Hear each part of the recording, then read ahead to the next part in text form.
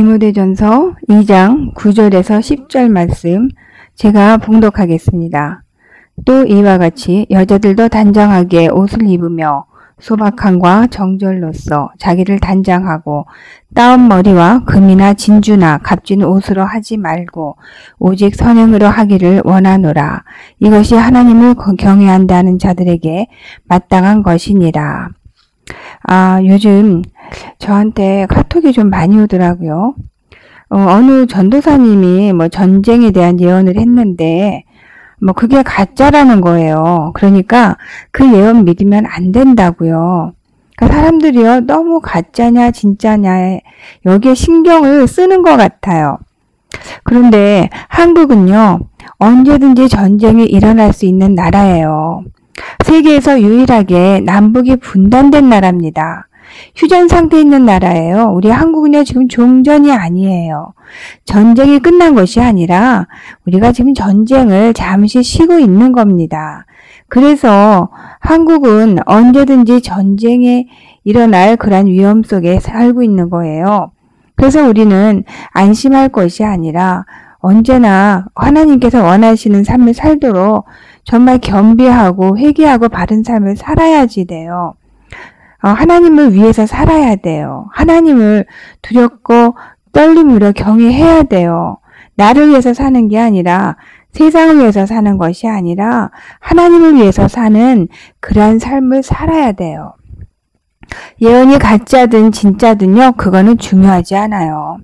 내가 천국에 갈 수 있나? 내가 얼마나 하나님을 사랑할 수 있나? 그게 중요한 거죠. 제가 1988년에 판문점에 갈 기회가 있었어요. 그때 제3 땅굴을 방문했었는데 미군 병사가 브리핑을 하더라고요. 그때 그 미군 병사가 말하기를 지금 찾지 못한 땅굴이 23개가 더 있을 것이라고 그렇게 추정한다고 그렇게 얘기를 하더라고요. 군부대 안에 그때 현수막이 붙어 있었는데 땅굴 발견 내가 먼저 이런 표어가 붙어 있었어요. 근데 지금은 땅굴이 더 있겠지요. 현 시점에서 우리가 할 일은요, 우리가 회개하는 일밖에 없어요. 근데 회개는요, 죄를 한번 고백하고 끝나는 것이 아닙니다. 회개는 입술로 고백하는 것도 중요하지만 내 삶으로 해야 돼요. 내 삶이 변화돼야 해요. 입술로만 고백하고 삶이 변화되지 않는 회개는요, 그 회개의 능력이 안 나타나요. 내 삶이 변화되지 않으면 아무리 회개를 해도 소용이 없어요. 우리는 지금 말세지 말에 살고 있잖아요. 지금 요한계시록의 말씀이 풀어지는 시대에 살고 있어요. 그래서 많은 일들이 일어나고 있고 예언도 많이 있는데 어떤 사람들은 마지막 때에 대한 말을 하면 이단이라고 그러더라고요. 그리고 계시록을 설교하면 무조건 이단이래요. 물론 이단들이 계시록을 잘못 해석을 해서 이단이 되었지만 그렇다고 계시록을 아예 닫아버리고 읽지 않아야 합니까? 마지막 때에 대한 말에 대해서 신경 쓰지 않고 사는 것이 좋은 게 아니죠. 그렇다고 해서 너무 거기에만 또 치중하는 것도 좋지 않아요. 들어야 돼요. 마지막 때에 대한 예언이나 계시록의 말씀을 들어야 돼요. 그리고 언제나 경각심을 가지고 구원받지 못할 주위 사람들을 위해서 우리가 깨어서 기도해야 돼요. 우리 자신을 언제나 돌아볼 줄 알아야 돼요. 계시록의 말씀이나 마지막 때에 대한 말들은 우리에게 두려움을 주기 위한 말씀이 아니에요. 심부러서 준비시키기 위한 말씀이에요. 경각심을 가지고 우리가 빨리빨리 회개하고 하나님 앞에 올바른 모습으로 살아야 됩니다. 우리가 세상을 위해서 살던 거, 나 위해서 살던 거 이거 다 끊고 하나님의 영광을 나타내는 그러한 삶을 살아야 돼요. 그런데 한국 사람들은 내 영광을 위해서 살고 있어요. 그리고 외모를 아주 중요하게 생각해요. 사람들에게 내 외모를 인정받기 위해서 얼마나 신경을 씁니까? 그거는요, 세상적인 사고방식이에요. 우리는 그런 사고방식에서 벗어나야지 돼요. 영국의 BBC 방송은 한국인의 외모지상주의와 성형붐에 대해서 2005년에 신랄한 비판을 한 적이 있었어요. 여성의 50% 이상이 성형수술을 받았고 남성도 약 70%가 성형을 고려하고 있다고 보도하기도 했었네요. 그런데 한국의 외모 지상주의는 병적이라고 이렇게 비판을 했어요. 왜 병적이냐면요. 얼짱이나 몸짱이 되고 싶어서 성형수술을 받으려고 거액을 소비한다는 겁니다. 성형수술을 해서 만족하지 못할 경우에는 여러 번의 수술을 해요. 그렇게 해서 계속 예뻐지면 또 괜찮은데 아예 얼굴을 망치는 경우도 있어요. 어떤 때는 사망하는 경우도 있어요. 그리고 우리 한국 사람들은요, 날씬한 몸매를 좋아해요. 건강을 위해서라고 말하기도 하지만 살을 빼기 위해서 지방 흡입을 하는 거, 또 다이어트 하다가 또 영양실조 걸리는 경우도 있죠. 한국에서 가장 인기 있는 의사는 성형외과 의사들이에요. 동네마다 지금 성형외과가 얼마나 많은지 몰라요. 예전에는 성형외과 병원이 이렇게 많지 않았거든요. 외모 지상주의 때문에 얼굴이 못생기거나 또 키가 작거나 한 사람은 불이익을 당하게 되는 경우가 있어요. 능력이 있어도 인정받지 못하고 따돌림을 당해요. 그래서 대기업에 입사하기 위해서 남자들도 성형수술을 받는 경우가 허다한 것이 이게 바로 한국의 지금 현실입니다. 우리 한국은요, 외모를 참 중요하게 생각하는 나라예요. 그래서 최근 한국에서는 1살도 안 된 어린아이들에게 얼굴 교정용 헬멧을 씌운다고 해요. 얼굴이 작아지고 갸름해지기 위해서라는데요. 그런데 이 헬멧이 부작용이 따를 수 있다고 합니다. 그런데 엄마들은 부작용보다는 이뻐지는 게 우선인 거죠. 그런데 여러분, 이 성형수술 있잖아요. 이 성형수술은요, 죄예요. 하나님의 그 창조에 반역하는 죄예요. 하나님 보시기에 아름답도록 만들어진 외모를 하나님이 아닌 사람이 보기에 아름답도록 뜯어 고치는 행위는요, 하나님께 반역하는 행위예요. 이 성형수술은 화상을 당했거나 사고를 당해서 도저히 자기의 본래 모습을 다 잃어버리고 밖에 나갈 수 없는 그런 흉한 외모로 변했을 때 그럴 때나 하는 거예요. 아니면 또 병이 걸려서 어쩔 수 없이 해야 되는 경우 그럴 때 하는 거예요. 그런데 요즘 어린아이들은 그냥 중학생들도 성형수술하고 요즘은 초등학생들도 성형수술 한다고 하더라고요. 그리고 얼마나 어린아이들의 외모에 또 이렇게 신경을 쓰냐면요. 어린아이들 세계에서도 다이어트를 해서 날씬해져야 되고 어린아이들까지도 뚱뚱한 아이와 놀지 않으려고 한다고 합니다. 뚱뚱한 아이를 왕따시키고 뚱뚱하다고 또 놀려댄대요. 제가 자랄 때는요. 뚱뚱하다고 놀려대는 아이들도 없어요. 워낙 가난했던 시절이라서 그랬을 수도 있었겠지만 뚱뚱한 아이도 별로 없었고 학교에 도시락을 싸우지 못한 아이들도 많았어요. 그런데 사람들이 잘 살기 시작하니까 이상한 것에 신경을 쓰기 시작하는 거예요. 먹을 것이 풍부해지고 잘 먹으니까 뚱뚱해지는 겁니다. 그래서 뚱뚱하면 사람 눈에 이뻐 보이지 않으니까 다이어트해서 살을 빼려고 하는 거죠. 물론 비만이 건강에 위험을 주기 때문에 살을 빼야 되는 경우도 있어요. 그러나 대부분 건강보다도요, 사람 눈에 날씬하게 보이기 위해서 살을 빼려고 하는 거, 이게 문제인 거예요. 그리고 요즘 젊은 아이들 얼마나 섹시해 보이려고 애를 씁니까? 여름에 보면은 번화가에 나가보면 가슴이 아주 깊게 파인 옷, 짧은 팬츠, 아슬아슬한 스커트를 입고 다니는 젊은 여자들이 참 많아요. 언제부터인가 섹시하게 보이는 것이 곧 아름다움이다, 이런 공식이 생겼어요. 이렇게 외모에 신경을 쓰다 보니까 이 사람들이요, 성적 타락이라는 죄에 빠지게 됩니다. 눈으로 보고 욕망이 생기기 때문에 성적으로 타락하게 되는 거예요. 요즘은 기독교인들마저도 성형수술하는 것을 예사로 여기고 자신이 만족할 때까지 고치고 또 고치고 하는 사람이 늘어나고 있어요. 하나님께 아름답게 보이기 위해서 자신의 외모를 가꾼다고 그렇게 얘기를 하는데요. 그래서 어떤 목사님은 교회에 올 때 가장 아름다운 모습으로 교회에 오라고, 집에 있는 장신구 다 좋은 거 그냥 다 주렁주렁 걸고, 옷도 가장 비싸고 좋은 거 화려한 거 이렇게 입고 오라고 그렇게 말씀을 하시는데요. 하나님께서 과연 그런 복장을 하고 예배에 나와서 교회에 나와서 예배드리는 그 사람의 아름다운 외모만 보시고 하나님께서 그 예배를 흡족하게 받으실까요? 사무엘상 16장 7절에 이런 말씀이 있어요. 여호와께서 사무엘에게 이르시되 그의 용모와 키를 보지 말라. 내가 이미 그를 버렸노라. 내가 보는 것은 사람과 같지 아니하니 사람은 외모를 보거니와 나 여호와는 중심을 보니라 하시더라. 하나님은 외모가 아니라 하나님을 사랑하는 마음을 보세요. 그래서 링컨 대통령이 이런 말을 했죠. 인간은 40살이 되면 자기 얼굴에 대해서 책임을 져야 한다. 아무리 외모를 아름답게 가꾸어도 마음이 아름답지 않으면 그 사람의 외모는 아름답게 보이지 않아요. 진정한 아름다움은요, 내면에서 나오는 거예요.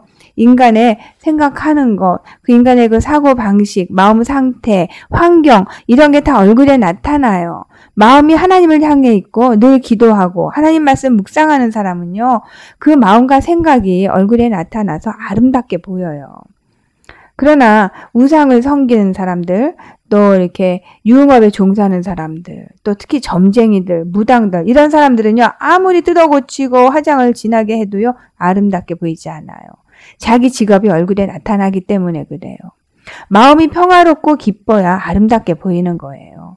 사람은요, 그 사람의 분위기, 인상이 참 중요해요. 그 사람이 가지고 있는 인상과 분위기가 상대방에게 많은 영향을 줘요. 저는요, 언제나 어리게 보여왔어요. 대학생 때도 사람들이 국민학생이냐고 물을 정도였어요. 그 얼굴이 동안이라서 언제나 어리게 보이고, 또 언제나 말랐고, 키도 작고, 또 병약해서 누가 보아도 힘없고 어리고 아무것도 모르는 그런 무능한 사람으로 보여왔어요. 그런데 제가 신학교에서 강의를 하게 되었었어요. 첫 수업에 이제 그 시간에 들어갔는데 이 학교 학생들은요, 좀 나이가 좀 있는 그런 사람들이었어요. 수업이 끝나고 강의실에서 나와서 엘리베이터를 기다리고 있는데 어떤 학생이 뒤따라 나와서 커피를 뽑으면서 저를 보고 하는 말이, 교수님, 그렇게 호리호리하고 연약해서 어떻게 해요? 그 몸으로 어떻게 해요? 그러니까 이 몸으로 뭘 하겠냐고 빈정대듯이 말을 하는 거예요. 제가 얼마나 쇼크를 받았는지 몰라요. 마음에 아주 깊은 상처가 되었습니다. 그리고요, 또 한 가지 일이 있었는데, 추석 부를 때 시자를 붙이래요. 보통 추석 부를 때 존칭은 다 생략하거든요. 그런데 나이도 어린 여자가 감히 어른들한테 함부로 이름을 부른다고 항의하더라는 거예요. 그래서 저는 학생들의 입학원서를 뒤지면서 이 학생들의 나이를 다 조사했어요. 대부분이 저보다 어리거나 동갑이고 저보다 나이 많은 사람도 굉장히 많았어요. 마음의 상처를 제가 많이 받았어요. 그래서 그때부터 제가 하나님께 이렇게 기도했어요. 하나님 제발 나 나이 좀 들어 보이게 해주시고 나 살 좀 찌게 해주세요. 근데 이제 갱년기가 오니까 이제 살이 찌기 시작했어요. 그래서 이제 그 옛날 그 친구들 만나면 깜짝 놀래요. 저를 알아보지 못해요. 왜 이렇게 갑자기 살이 많이 쪘냐는 거예요. 살이 찌면서 얼굴도 이제 많이 변했잖아요. 근데 제가 살이 찌면서부터 나이가 들어 보이는 거예요. 그리고 제 나이를 제대로 봐주는 사람은 그래도 없지만 그래도 어린아이 취급은 하지 않더라고요. 그래서 너무 좋은 거 있죠. 자, 사람은요, 나이가 들면 자기 나이가 들어 보여야 해요. 요즘 동안이 유행이에요. 그래서 조금이라도 어려 보이려고 옷을 젊게 입고 젊은 사람처럼 화장하고 행동하지요. 그런데 어려 보여서 좋을 것이 하나도 없어요. 사람은 나이가 들면 자기 나이가 나타나야 돼요. 자기의 생각과 하나님을 사랑하는 마음이 우리 외모에서 나타나야 돼요. 그래서 하나님이 나와 함께 하신다는 것이 외모로 나타나서 세상 사람들에게 하나님의 살아계심을 나타내 보여야 돼요. 사람은 하나님께서 함께 하실 때 아름다워질 수 있어요. 화장한다고 성형수술한다고 해서 아름다워지는 거 아니에요. 다이어트 한다고 해서 아름답게 보이는 거 아니에요. 진정한 아름다움은 하나님께서 함께 하실 때, 그 마음이 하나님께로 향해 있을 때 아름다워 보이는 거예요. 옛날에 이런 노래가 있었죠. 사랑을 하면은 예뻐져요. 우리가 하나님을 사랑할 때 그 마음이 나타나서 예뻐지는 거예요. 또 이런 말이 있었어요. 예쁜 여자는 팔자가 사납다. 예쁜 여자는요, 많은 남자들이 좋아하기 때문에 팔자가 사나운 거예요. 평범하게 살 수 없어요. 그 미국의 엘리자베스 테일러. 얼마나 예뻐요. 근데 엘리자베스 테일러는요, 이혼을 수없이 했어요. 그 여자를 거쳐간 남자들도 굉장히 많았어요.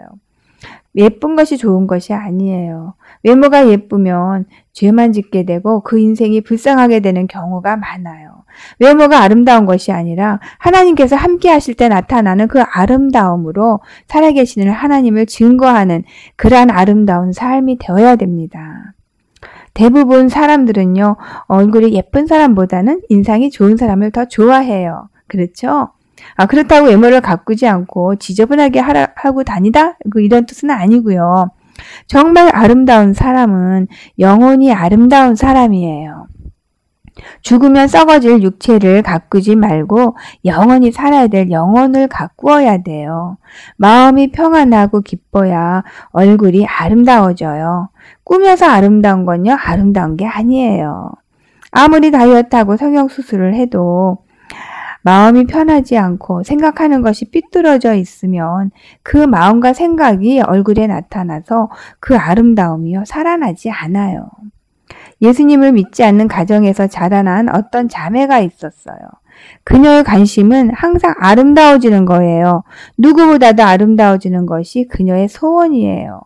키가 크고 늘씬하고 정말 모델을 해도 손색이 없을 정도로 외모가 정말 이렇게 타고났어요.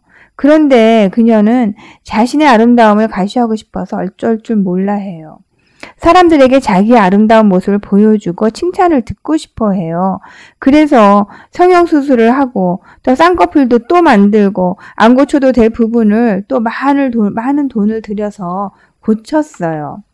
늘씬한 몸매를 유지하기 위해서 항상 다이어트에 열심을 내면서 밥도 안 먹고 운동하고 아름답다는 소리를 들으려고 얼마나 애를 쓰는지 몰라요. 근데 이 여자는요, 질투가 몹시 심해요. 자기 아이보다 남의 아이가 공부를 더 잘하면 그 아이를 미워해요. 욕심이 많아서 형제간의 불화도 그 여자가 다 만들어요. 그리고 남보다 더 잘나고 남보다 더 많이 갖고 싶어 해요. 그래서 그 마음이 항상 편하지가 않아요. 그 욕심이 많아서 남보다 내가 더 많이 가져야 되니까. 어떻게 하면 내가 더 많이 가질 수 있을까? 어떻게 하면 내가 저 사람보다 더 이쁘다는 소리를 들을 수 있을까? 이런 생각만 하니까 마음이 편하지가 않는 거예요. 그리고 참 그 사람은요, 세상을 착하게만 살면 바보가 된다, 이런 사고방식을 가졌더라고요. 남한테 피해를 주더라도 자기 욕심을 채워야 돼요. 그래서 그런지요, 그 여자의 얼굴이 별로 예뻐 보이지가 않아요. 어떤 사람은 그래요. 저렇게 아름답게 꾸미려고 저렇게 애를 쓰는데도 왠지 모르게 취해 보인다고 그렇게 말을 하더라고요. 별로 호감이 가지 않는 인상이래요. 몸매도 아름답고 얼굴도 성형수술해서 예뻐졌는데 원래 예뻤지만 그러나 그녀는 아름답다는 칭찬을 별로 듣지 못해요. 그런데 또 어떤 자매가 있어요. 근데 그녀는 그녀도 얼굴은 이쁜 편인데 몸매가 이렇게 빼어나지도 못해요. 키도 작고 그런데 항상 찬송하고 기도하면서 전도하면서 살아요. 이 외모 가꾸는 데는 관심도 없어요. 오직 관심이요, 오직 하나님 뿐이에요. 예수 그리스도 뿐이에요. 그런데요, 그 여자는 아름답다는 말을 참 많이 들어요. 풍기는 품성이 천사 같다는 거예요. 아름다움이라는 건요, 내면에서 이루어지는 거예요. 하나님은 중심을 보시는 분이세요. 하나님은 외모가 아니라 하나님의 은혜에 감사하고 하나님을 향한 마음을 귀하게 여기십니다. 하나님께서 만들어주신 내 모습 이대로 순수하게 하나님 앞에 나아갈 때, 마음 다해 뜻을 다해 하나님을 사랑할 때 가장 아름답고 귀한 사람으로 하나님께서 여기십니다. 사람들의 눈은 참 간사해요. 유행에 따라 보는 눈이 달라져요. 유행은 돌고 도는데 미니스커트가 유행하면 긴 스커트는 참 촌스럽고 초라해 보여요. 그런데 긴 스커트가 유행하면요, 미니스커트가 또 촌스러워 보여요. 자, 이 유행은요, 디자이너들이 만들잖아요. 인간은 디자이너들의 아이디어와 상술에 이용되고 있는 거예요. 한국에는요, 그동안 쌍꺼풀 진 눈이 유행을 해서 많은 사람들이 쌍꺼풀 수술을 했어요. 그러나 이제는 쌍꺼풀 없는 눈이 더 아름다운 눈이라고 하더라고요. 그래서 배우 소지섭이나 미스코리아 박샤론 그래서 이제 쌍꺼풀 없는 눈이기 때문에 더 유명해졌대요. 그래서 이제는 다시 쌍꺼풀을 수술한 눈을 푸는 수술을 해야지 된다는 거예요. 사람들의 눈이 쌍꺼풀을 안 한 눈이 더 아름답게 보이도록 변했기 때문이라는 거죠. 그래야지 성형외과 의사들이 돈을 벌 수가 있죠. 제 눈에 안경이라는 말이 있어요. 하나님께서 모든 사람의 눈을 다 다르게 만드셨어요. 못생겼다고 하는 사람도 어떤 사람의 눈에는요, 아름답게 보여요. 제가 미국에서 이제 학교 다닐 때 그 학교에 아주 아름다운 한국 학생이 하나 있었어요. 배우처럼 언제나 화장도 잘하고 옷도 예쁘게 입고 얼굴도 진짜 이목구비가 뚜렷하게 예쁘게 생겼어요. 하루는 제가 이제 그 미국 선생님하고 이제 잠시 쉬느라고 벤치에 앉아 있었어요. 그 예쁜 학생이 지나가는 거예요. 그래서 제가 아우 저 사람은 언제나 봐도 참 예뻐. 제가 이제 혼자 말로 그렇게 얘기를 했어요. 그랬더니 그 옆에 있던 미국 선생님이 깜짝 놀라면서 저한테 그러는 거예요. 너 저 사람이 예뻐? 에이 저 사람 어글리야. 저는 깜짝 놀랐어요. 그래서 제가 물었어요. 아, 저 사람 안 예뻐요? 그럼 누가 예쁜데요? 그랬더니 은주이지 오케이 이러는 거예요. 저는 기가 막혔어요. 그 은주라는 사람은요, 너무 못생겼거든요. 한국 사람들이 보기에는 정말 시골스럽고 정말 못생긴 그런 사람이었어요. 오죽하면 한국 학생들 사이에서 별명이 옥돌매라는 별명까지 있을 정도였으려고요. 옥상에서 떨어진 메주, 옥돌매 이런 별명까지 갖고 있는 그러한 학생이었거든요. 그런데 글쎄 이 서영 선생님 눈에는요. 한국 사람들 눈에 그렇게 못생겼다고 그렇게 생각하는 그 여자가 그렇게 이쁘다는 거예요.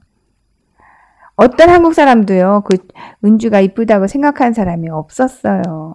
그래서 그때 저는요, 참 하나님은 공평하시다라고 생각을 했어요. 하나님은요, 사람들의 눈을 다 다르게 만들어서 어떤 사람 눈에는 이 사람이 이쁘게 보이고 또 어떤 사람 눈에는 이 사람이 이쁘지 않게 보이게 그렇게 하나님께서 만드신 것 같아요. 하나님은 참 공평하신 분이세요. 제가 아는 어떤 여자분이 있어요. 이분은 외모가 배우나 미스 코리아처럼 화려하고 예쁘지는 않아요. 근데 하나님을 신실하게 믿는 분이세요. 하나님을 위해서 살려고 노력하는 분이고 언제나 정말 그 사람의 생각은 정말 하나님 뿐이에요. 어느 날 그분이 지하철에서 아는 사람을 만났어요. 근데 그 아는 사람의 그 남편도 거기 어디 가느라고 같이 지하철을 탔대요. 그래서 그 남편을 이제 거기서 소개받고 인사를 했어요. 그리고 이제 이분은 지하철에서 내렸대요. 근데 훗날 어떤 다른 사람이 그 남편을 또 만났대요. 그랬더니 그 남편이 그분한테 그러더래요. 지난번에 지하철에서 만난 그 여인은 정말 이 세상 사람이 아닌 것 같고 그분은 너무 아름답다고 그렇게 말을 하더래요. 그러니까 그분이 하나님의 말씀을 늘 마음에 품고 하나님의 뜻대로 살려고 애를 쓰니까 다른 사람들 눈 속에 그 사람이 그렇게 아름답게 보였던 거예요. 하나님께서 만들어주신 내 모습 이대로 순수하게 하나님 앞에 나아갈 때, 마음을 다해 뜻을 다해 하나님을 사랑할 때 가장 아름답고 귀한 사람이 되는 거예요. 성형수술은요, 하나님의 창조에 반역하는 행위예요. 하나님께서 만들어주신 대로 감사하면서 살아야 됩니다. 하나님께서 만드신 창조물은 하나님께서 보시기에 모두 아름답게 하나님께서 만드셨기 때문이에요. 인간은 하나님을 위해서 창조되었어요. 우리가 하나님을 위해서 이 땅에 사는 겁니다. 우리가요, 내 자신을 위해서, 인간이 인간을 위해서 이 땅에서 사는 거 아니에요.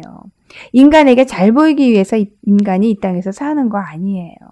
하나님께 잘 보이기 위해서 사는 겁니다. 하나님은요, 사람의 중심을 보시지 외모를 보시지 않으세요. 인간의 눈에 아름답게 보이지 않는다고 성형수술을 하는 거? 이거요, 하나님께 죄를 짓는 거예요. 하나님 나 왜 이렇게 만들었어요? 이렇게 하면서 하나님한테 대항하는 게 되는 거라고요. 하나님은 토기장이세요. 하나님은 작가세요. 우리 인간은요, 토기이고 하나님의 작품입니다. 토기는 토기장의 마음대로 만들어져야 되고 토기장의 뜻대로 쓰임을 받아야 돼요. 토기는 아무리 못생겼어도 자기 마음대로 자기를 뜯어고칠 수가 없는 거예요. 토기는 토기장이의 손에 의해서 만들어지고 토기장이의 뜻대로 사용되어야 토기가 행복할 수 있는 거예요. 우리는 하나님의 솜씨에 만족해야 돼요. 자기 자신이 더 아름다워지려고 하는 거는 하나님의 능력을 무시하는 것이 되는 겁니다. 우리는 하나님의 토기이고 하나님은 인간의 토기장이잖아요. 토기가 토기장의 솜씨에 만족하지 않고 자기가 더 아름다운 작품이 되기 위해서 자기 스스로 뜯어 고치는 거는 하나님의 솜씨에 반발하는 거예요. 하나님께서 만드신 작품 그대로를 좋아하세요. 그리고 그 모습 그대로 사용하시기 원하세요. 작가는 작가의 마음대로 할 수 있어야 돼요. 작가는 작품을 만들 때 뜻이 있어서 만드는 거예요. 그냥 만드는 게 아니라고요. 작품 하나하나에 모두 그 작가의 뜻이 담겨 있어요. 작가의 의도나 뜻이 없는 작품은 없어요. 작가의 뜻이 있어서 만들어진 작품이 자신의 의도대로 그 뜻을 변형시키거나 모습을 바꾸면 작가가 의도하던 뜻은 이루어질 수가 없는 거예요. 화장하고 외모를 아름답게 가꾸는 거, 이거요 구약 성경에 보면 이방인이 하는 거였어요. 우리 기독교인들은요 화장도 진하게 하지 말고 성형수술도 하면 안 돼요. 날씬하고 섹시해지기 위해서 다이어트 하는 것도 하나님께 죄가 되는 겁니다. 베드로전서 3장 3절에서 4절 말씀에 이런 말씀이 있죠. 너희의 단장은 머리를 꾸미고 금을 차고 아름다운 옷을 입는 외모로 하지 말고 오직 마음에 숨은 사람을 온유하고 안정한 심령에 썩지 않을 것으로 하라. 이는 하나님 앞에 값진 것이니라. 기독교인들은 외모에 신경 쓰지 말아야 돼요. 아름다워지려고 노력하지 말고 내 모습 그대로 만들어주시는 하나님께 감사해야 돼요. 하나님을 더욱 사랑하려고 애쓰는 모습으로 살아야 돼요. 그래야 아름다운 모습으로 변화될 수 있어요. 외모가 아름다운 것이 아니라 내면을 가꾸고 영혼을 가꾸는 저와 여러분이 되었으면 좋겠습니다.